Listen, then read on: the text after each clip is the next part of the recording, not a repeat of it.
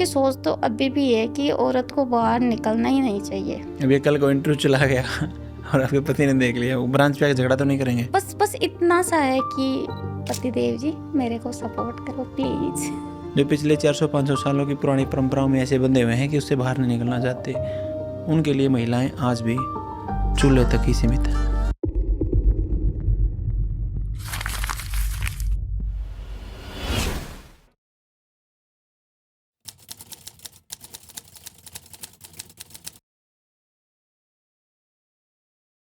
Hi, this is Ravindra Shivach और आप देखना स्टार्ट कर चुके हैं टैलेंटेड ट्विंस, जिसमें हम अपने स्टूडेंट्स के पॉडकास्ट शूट करते हैं।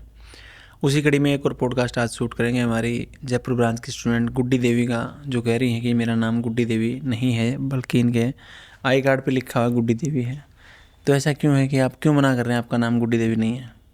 नहीं, नाम तो मेरा गुड्डी है पर मेरे को अच्छा नहीं लगता ये नाम। अच्छा क्यों लगता? नाम तो अपना सभी को अच्छा लगता है। वो पता नहीं, पर मेरे को अच्छा नहीं लगता ये। वैसे मेरे हस्बैंड बोलते हैं कि मेरे को तो गुड्डी अच्छा लगता है, तो अंजू बोलती है मेरे को तो गुस्सा आता है कि गुड्डी ठीक है।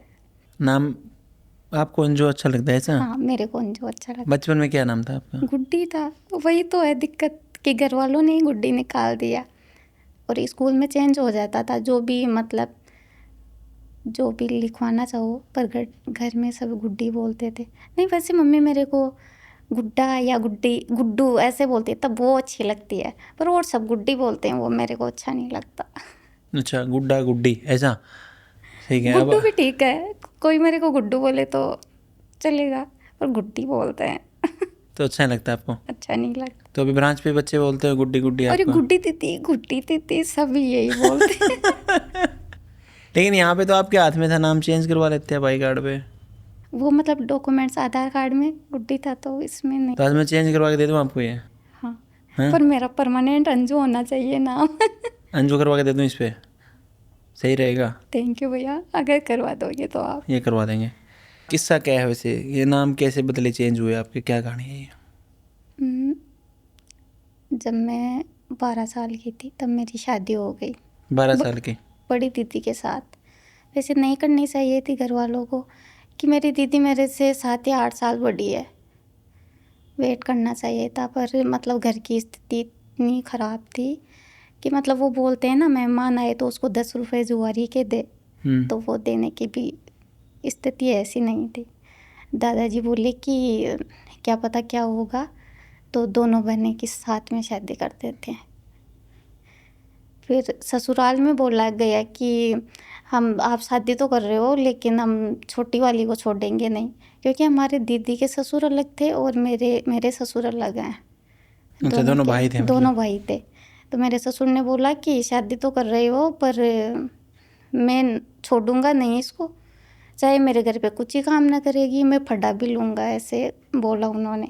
दादाजी ने पापा को भी नहीं बोला, मतलब हमें घर वालों को नहीं बोला कि वो ऐसे बोल रहे हैं। वो दादाजी बोले चल ठीक है बेई जी, ले जा जो, कोई दिक्कत कौन है। क्या बोला आपने? हमारे समधी को बोलते हैं बेई जी। ब्याई जी? बेई जी। अच्छा। कोई ना, कोई दिक्कत ना, ले जाना आपकी है, ले जाना, हमें क्या। अब वो नहीं, मतलब ऐसे नहीं बोले घर वालों की कि वो फटाएंगे भी नहीं इसको और ले जाएंगे। ठीक है, मैं तो मतलब शादी हो गई और सुबह जब विदा करते हैं तो दीदी तो समझती थी, वो रो रही है ज़ोर ज़ोर से। मैं ऐसा सोच रही हूँ ये क्यों रो रही है, अपन फिर से आ जाएंगे, सुबह फिर से घर आ जाएंगे, क्यों रो रही है ये।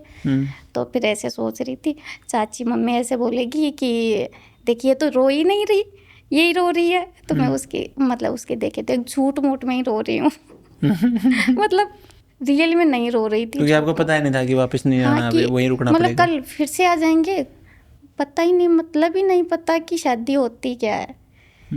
फिर गए, आ भी गए, बहुत खुश थे, शादी हो गई और उसका कोई मतलब पता भी नहीं कि क्या है शादी, कुछ नहीं।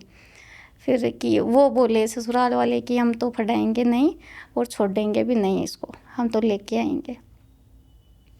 अब मैंने मम्मी को बोला कि मेरे को तो फटना है, पापा को भी बोला कि मेरे को तो आर्ट ही पढ़ना बहुत शौक था सर, मेरे को पढ़ने का बहुत ज़्यादा, मेरे को IPS बनना था। सच्ची में आज भी है वो मेरा सपना कि मैं IPS बनती। अभी कितनी एज है आपकी? मैं 32+ हूँ, पर अब बच्चों की तरफ ध्यान है। कितने बड़े बच्चे हैं आपके? मेरे 2 लड़के हैं, एक 17+ है और एक 13+ है। एक 8th क्लास में है, एक 12th में है। बड़े वाले लड़के को क्रिकेट का बहुत शौक है, मतलब पागल सा है वो उसके प्रति, क्रिकेट के प्रति। मतलब कि नहीं मम्मी मेरे को करना है। मना भी करती हूँ, बेटा इतने पैसे नहीं है हमारे पास कि हम तेरे को क्रिकेट खिला सके, मुझे नहीं पता, मेरे को करना है। कभी कभी तो मैं एकेडमी तो ज्वाइन करवा दी, कभी कभी तो उसको किराया नहीं देती हूँ मैं कि नहीं धीरे धीरे छूट जाएगा शायद इसका। पर नहीं, पैदल निकल जाता है सर। किराया नहीं देती हूँ, मुझे नहीं पता। मतलब आ रहा है कोई भी मोटरसाइकिल वाला आ रहा है तो उसको हाथ दे के भैया मेरे को वहाँ तक छोड़ दोगे, तो कोई बिठा लिया तो ठीक है, नहीं पैदल निकल देगा। कितनी दूर है अकेडमी उसकी? उसकी 7-8 किलोमीटर पैदल चला जाता है? चला जाता है, काफ़ी बार पैदल चला जाता है। तो आप उसको सपोर्ट क्यों नहीं कर रहे? कर रहे हैं, लेकिन फीस बहुत ज़्यादा लग रही है। मतलब स्कूल का भी है, दोनों बच्चों का। क्या करते हैं आप अर्निंग्स में? क्या आपके पति क्या करते हैं काम? वो लेथ मशीन का करते हैं काम, ये थ्रेसर वगैरह बनाते हैं। थ्रेसर जो गेहूँ निकलता है वो? हाँ वो ही बनाते हैं। खुद बनाते हैं कि कहीं जॉब करते हैं? जो भी करते हैं, खुद का नहीं है पर्सनल। आप क्या करते हैं? मैं सिलाई करती हूँ। तब मतलब शादी हो गई, 8वीं क्लास मैंने ज़बरदस्ती पढ़ी। मतलब आधी बार ससुराल, आधी बार मायके, पर मैंने पढ़ी। फिर कि क्या ही नंबर आएंगे इसके, क्या ही ज़्यादा तो नहीं, पर 69% मेरी बनी थी। लेकिन उस टाइम पे मैं आधा बार ससुराल रहती थी, आधा बार कि आज दिवाली है, आज होली है, आज ये है वो, उसमें मैं यहाँ आ जाती थी। उसके बाद नहीं पढ़ाया। मेरा देवर था उस टाइम पे 9th क्लास में, तो उसकी 10th क्लास की जो किताबें पढ़ी रहती थी, मैं मैथ का बहुत शौक था मेरे, तो मैं वो उठा के उदाहरण देख के मैथ के सवाल निकालती थी, बोलती भी थी मेरे को पढ़ना है। फिर मेरे ससुर ने बोला एक बार, मतलब बड़े ताऊ जी की पोती थी, उसकी 10th की एग्ज़ाम थी, तो वो बोले कि तू भी 10th की एग्ज़ाम दे ले, प्राइवेट दे ले, मतलब घर पे पढ़ लेना, फिर इसके साथ तू भी दे लेना। हस्बैंड जी बोले कि नहीं, अगर मेरे से ज़्यादा पढ़ लेगी तो मेरे को कुछ नहीं समझेगी। ये थी उनकी सोच। कितने पढ़े लिखे हैं वो 10th, वो भी फेल है, 10वीं क्लास भी फेल है वो, इसलिए वो नहीं चाहते थे कि नहीं, उनकी सोच तो अभी भी है कि औरत को बाहर निकलना ही नहीं चाहिए। तब कैसे निकल गए आप?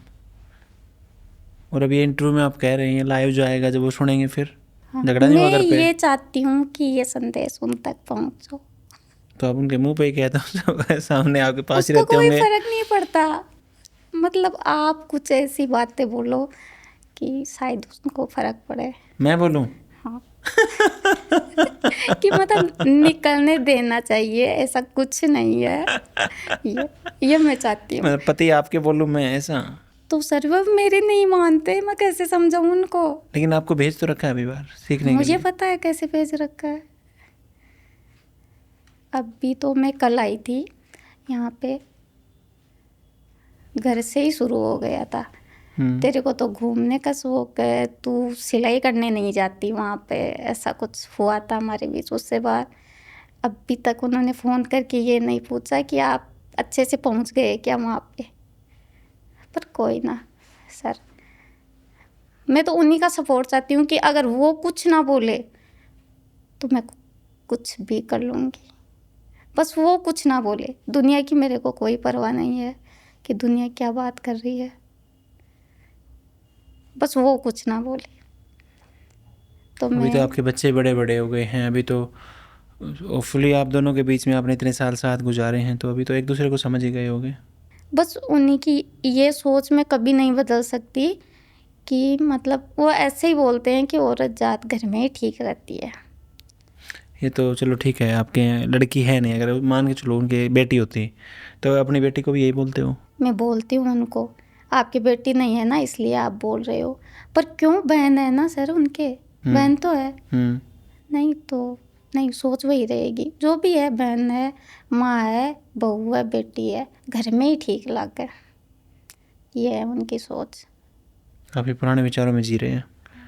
क्योंकि एक्चुअल में एक बात समझें आप मेरी बात को, ये बड़ी भारी समस्या है। मेरे पापा एक बात कहते थे कि एक्चुअल में जो एजुकेशन है वो इसलिए ज़रूरी नहीं है कि आपको जॉब करनी है, जॉब के लिए कभी एजुकेशन नहीं होती। एजुकेशन होती है कि वो आपको इंसान बनाएगी।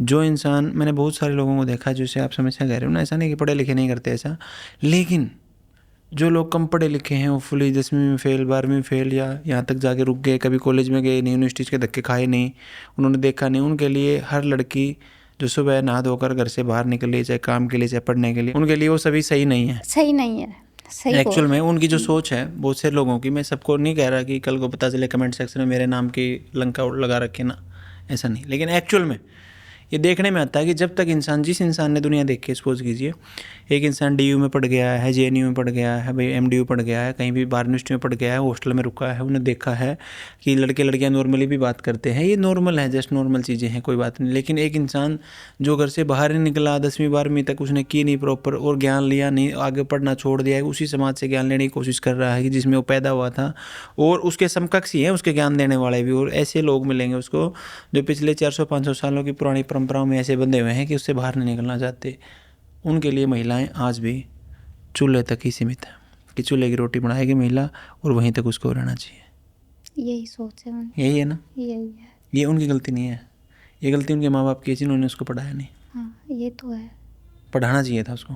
जब वो पढ़ते, होपफुली वो ग्रेजुएशन करते, पोस्ट ग्रेजुएशन करते, और उनकी शादी होती ठीक ठाक उम्र में जाने के बाद। और आप समझें, जब एक बच्चा, जैसे गुड़िया कह रही है मेरी हम उम्र है, 32 साल एज है आपकी, 32 साल मेरी एज है, ठीक है दीदी, और जब ये कह रही है कि 7वीं क्लास में इनकी शादी होगी, 7वीं क्लास में तो मेरे को ये नहीं पता था लड़के और लड़की में फ़र्क क्या होता है, तो इनको ये पता होगा।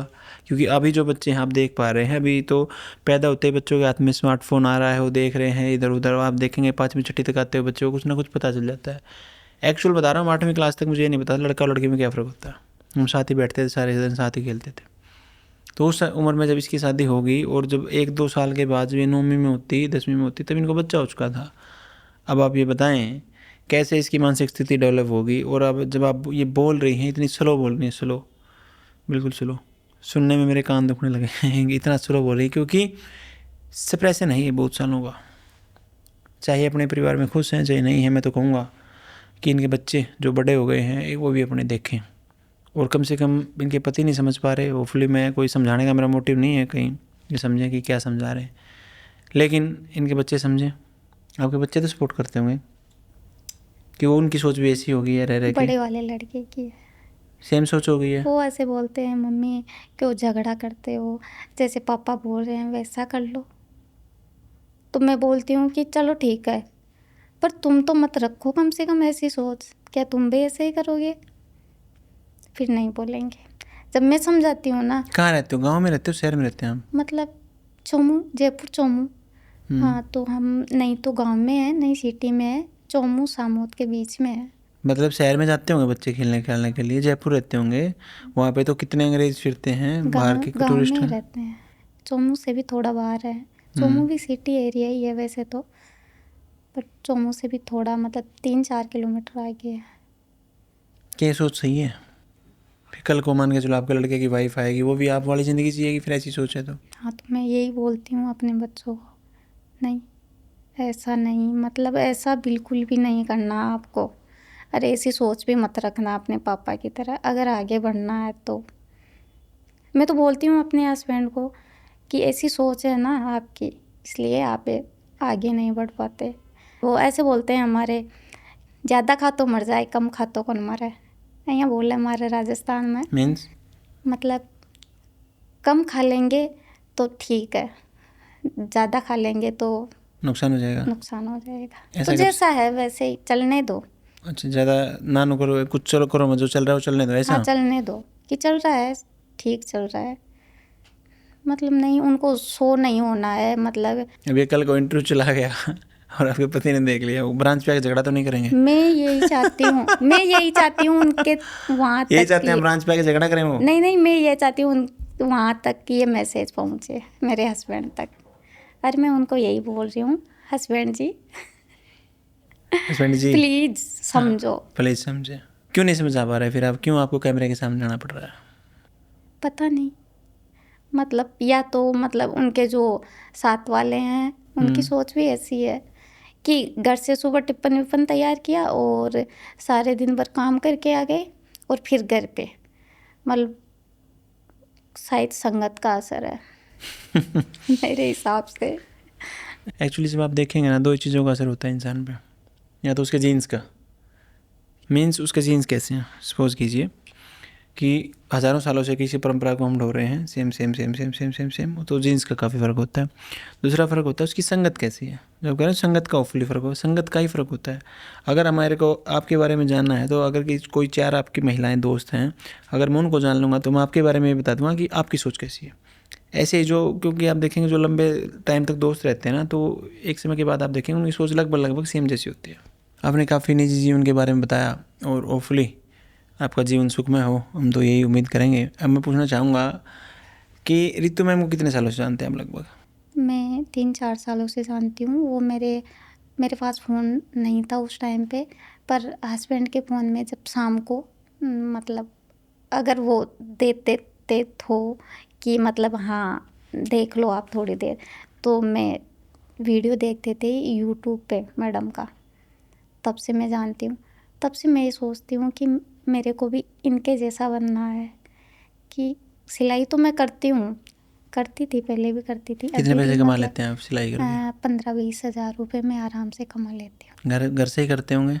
मतलब ऑन रोड घर है, पर घर से बाहर अभी मतलब 6-7 महीने पहले मैंने दुकान खोली है। फिर तो आप ऐसे ही कह रहे, मान रहे हैं आपके पति बाहर खिलवा तो दी दुकान बाहर आपकी? तो कहाँ है, जस्ट घर के पास ही है मतलब वो चाहते हैं कि हाँ तू कमाए, पर ये नहीं कि तू बाहर जाए, यहीं घर पे रह, यहीं पे पैसा कमा। और जो ये वीडियो वगैरह डालने की, मैंने बोला कि मेरे को वीडियो वगैरह डालने नहीं तो कौन जानेगा, कौन आएगा मेरे पास, मेरे को और भी काम करना है, थोड़ा मतलब ज़्यादा करना है। फिर वो बोल रहे हैं कि नहीं वीडियो मतलब हमें फेमस नहीं होना, जो मिल रहा है उसी में सही है, कि नहीं मेरे को डालना है। लेकिन आप होना है फेमस, आप सोचते हैं ऐसा? हाँ मैं तो चाहती हूँ सर मैं तो चाहती हूँ, मेरे को फेमस होना है। और मतलब मैं ही नहीं हूँ ऐसी, मतलब मेरे एरिया में बहुत सी ऐसी लेडीज़ हैं तो कि घर पे रहो काम करो बस, यहाँ तक। वो आती है ना सिलाई करने के लिए, तो बताती है दीदी आप सही है ना, आप सही कर रहे हो, सही है, हमें भी दे दिया करो कुछ काम। तो मैं चाहती हूँ कि उन सभी को मैं काम दूँ। अच्छा, ये चाहती हूँ मैं। बढ़िया। बस इतना सा है कि पतिदेव जी मेरे को सपोर्ट करो प्लीज़।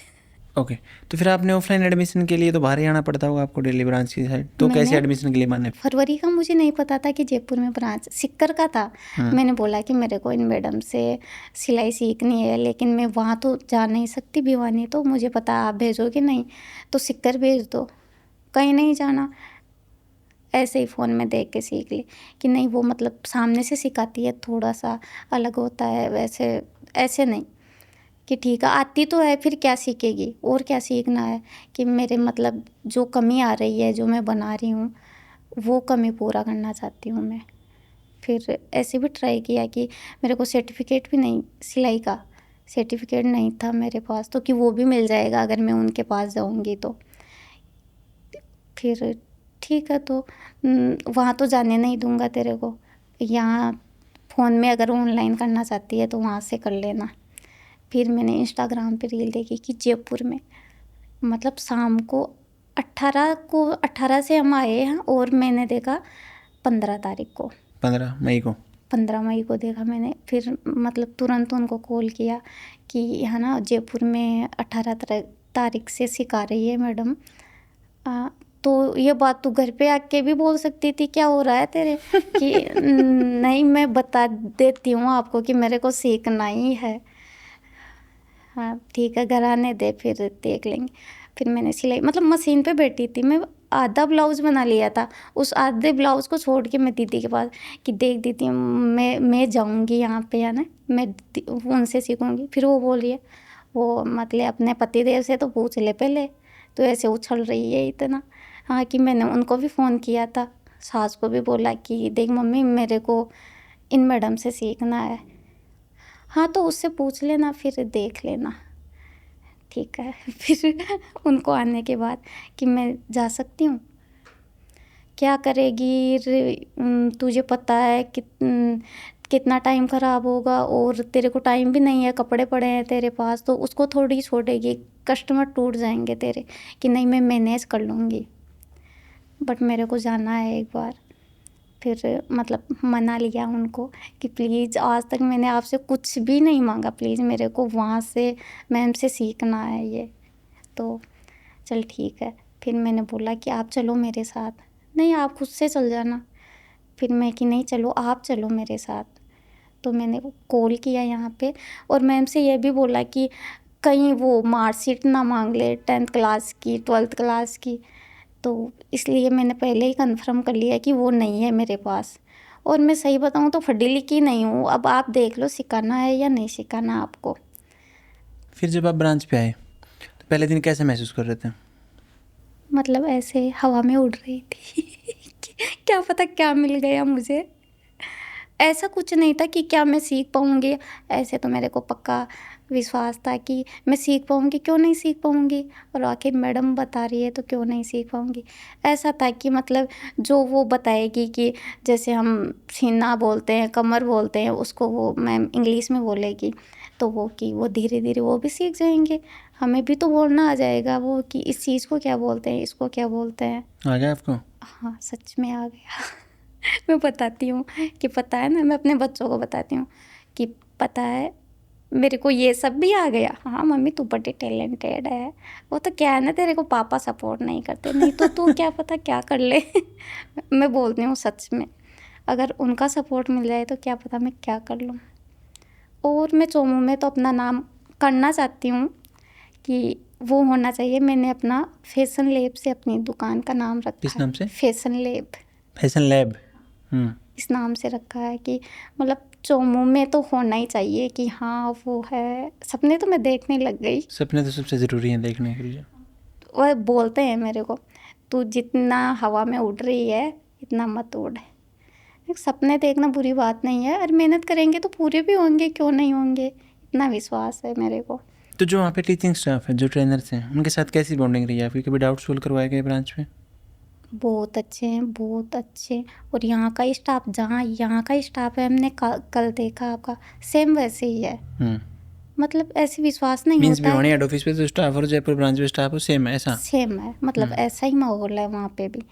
तो मतलब ऐसे ट्रस्ट नहीं होता कि मतलब लेडीज़ को सच में सर ऐसे ही कंट्रोल करना बहुत दिक्कत वाली बात होती है। और वो लेडीज़ ही लेडीज़ को कंट्रोल कर रही है। नहीं, लेडीज़ ही है ना बहुत डेंजर होती है सच्ची में। वो नहीं होती किसी से कंट्रोल। और लेडीज़ स्टाफ उनको बड़े प्यार से समझा रहा है और वो मान भी रही है। हाँ, ये मेरे को बहुत अच्छा लगा। ओके। जो आगे आपकी ब्रांच डायरेक्टर है नीतू मैम, उनके साथ कैसी बॉन्डिंग रही? वो दिखते हैं ब्रांच पे कि भी नहीं आते? नहीं आते हैं। नहीं आते? आते हैं। आते हैं। हाँ आते हैं। और मेरे को पहले नहीं पता था, पूजा मैडम जो रिसेप्शन पे बैठती है, मैं उनको ही वो समझती थी कि यही है। फिर बाद में मतलब फर्स्ट दिन हम गए ना वहाँ पे, उन्होंने समझाया, पर मुझे ये लगा कि ये स्टाफ है, मुझे नहीं पता था कि ये यहाँ के मेन हेड तो यही है। फिर बाद में पता चला मेरे को। और डाउट क्लियर मैं नहीं पूछती किसी से और करवाती भी नहीं, क्योंकि मेरे को मैडम का पूरा समझ में आ रहा है, अच्छे से आ रहा है। अपना मेथड बहुत परेशान करता है, बहुत परेशान करता है। जो नई लड़कियां हैं ना, उनके तो तुरंत घुस जाएगा माइंड में, लेकिन जो हमारा मेथड है, जो 10 साल से घिस रहे हैं उसमें, वो हमें परेशान करता है। पर कोई ना, मैडम ने बोला है लास्ट तक सबको समझ में आ जाएगा, और सच्ची में आता है समझ में। ओके। ऋतु मैम के साथ मिले हैं आप कभी? मैं सिक्कर मिली थी मैम से। मैंने मैम को मतलब ऐसे हो रहा था कि मतलब यकीन नहीं हो रहा था आँखों को कि मैम मेरे सामने है। तो मैंने मैम से बोला कि मैम आपके पैर कहाँ हैं, मुझे बस वही छूने हैं, कि मतलब मेरे को यकीन हो जाए कि हाँ आप मेरे सामने हो। बहुत अच्छे हैं मैम, सच में। कोई एक क्वालिटी जो आप चाहें मैम की आपके अंदर भी होनी चाहिए सेम टू सेम? बात करने का तरीका बहुत अच्छा है। लेकिन वो तो आपका मैम से भी ज़्यादा अच्छा लग रहा है मेरे को, आप बिल्कुल स्लो स्लो बोल रहे हैं, बिल्कुल रुक रुक के शायद बोल मेरे रहे हिसाब से उनसे ही सीखा है। हैं। ओके, उन 3 महीनों के दौरान आपके पैसे कितने खर्च हो गए यहाँ पे लगभग? मैम ने बोला कि अगर आप सिलाई करते हो और मेरा मेथड सीखना है तो आपको अपनी सिलाई बंद करनी पड़ेगी 3 महीने के लिए, और आपके कस्टमर कहीं नहीं जाएंगे। पर घर वालों ने बोला कि हमसे पैसे मत मांगना, आप देख लेना अपने हिसाब से। हाँ ठीक है, मेरे को तो जाना है, चाहे मैं कहीं से भी एडजस्ट करूँ पर मेरे को जाना है, और आप तो कुछ भी मत देना मेरे को, मुझे नहीं चाहिए। तो मैंने बंद तो नहीं की लेकिन कम कर दी सिलाई, और जो कस्टमर के कपड़े थे उसी से मैंने सिलाई की, इसलिए मेरे फीस ही लगी है कि जो फीस थी मेरे कपड़े का पैसा बच गया कि जो कस्टमर का जो आया हाँ, वो ऑर्डर जो आपको सिखाएगा वही हाँ, लपेट दिया। वहाँ से मतलब मेरा किराया, ट्रेन से आती हूँ मैं, किराया निकल जाता था, बस अब इतना हो रहा है। मतलब 30-40 हज़ार रुपये में हो गया होगा सारा? हाँ 30-40 भी नहीं लगे सर, 14,000 तो वो थे, 4,000 रिकॉर्डिंग क्लास के थे, नहीं हुआ। और किराया पड़ता है मेरे, मतलब ट्रेन का तो मैंने पास बनवा लिया, 60-65 रुपये मेरा रोज़ का किराया लगता है।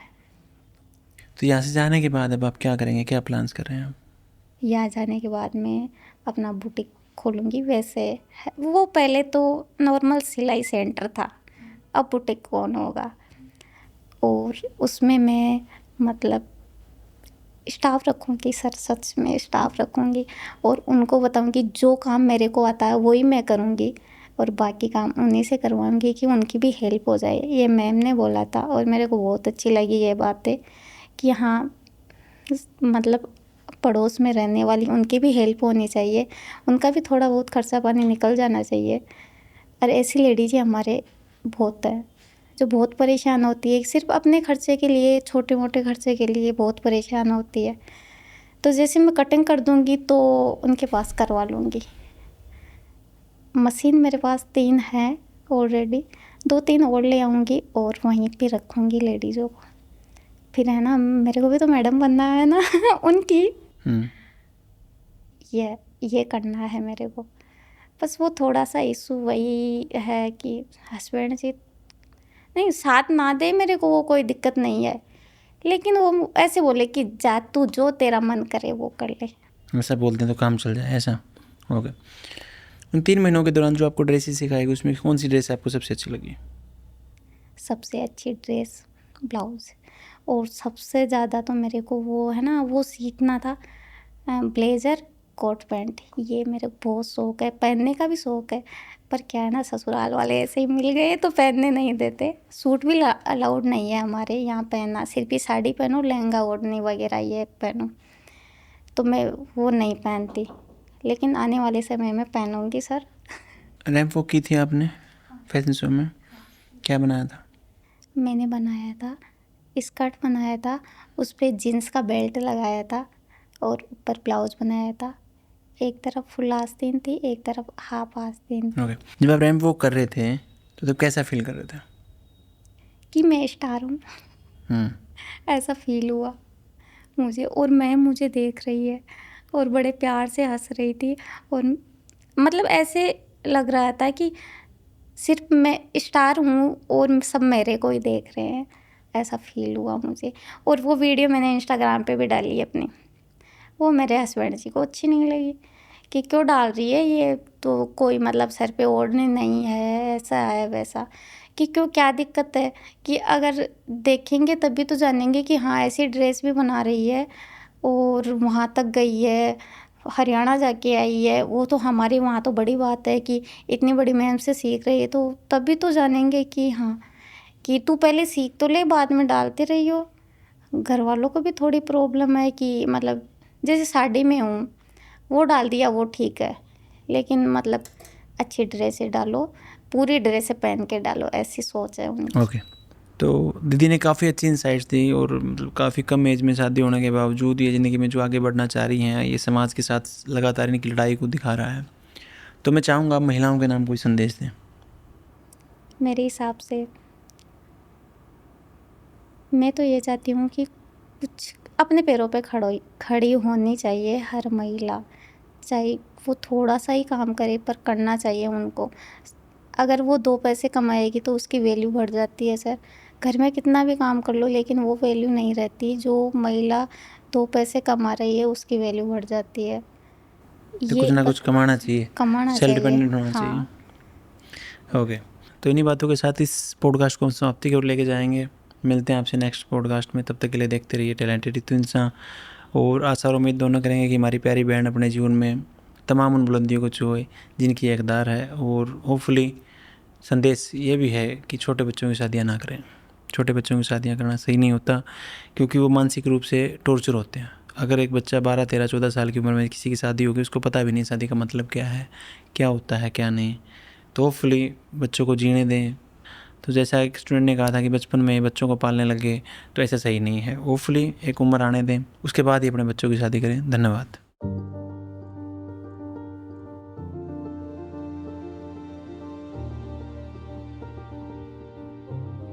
महिला उत्थान की मुहिम को आगे बढ़ाने के लिए अब हम आपके शहर में भी अपनी ब्रांच खोल चुके हैं। यदि आप ऑफलाइन सीखना चाहते हैं तो आप हमारी ब्रांच पे जाकर एडमिशन ले सकते हैं। इन सभी शहरों में हमारी ब्रांच खुल चुकी है। अगर आप भी मुझसे स्टिचिंग सीखना चाहते हैं तो नीचे दिए गए बटन पर क्लिक करें, आपका ये पेज ओपन हो जाएगा। उसके बाद रजिस्ट्रेशन नाउ पर क्लिक करें, उसके बाद अपना नाम फिल करें, उसके बाद अपना नंबर इसमें फिल करें।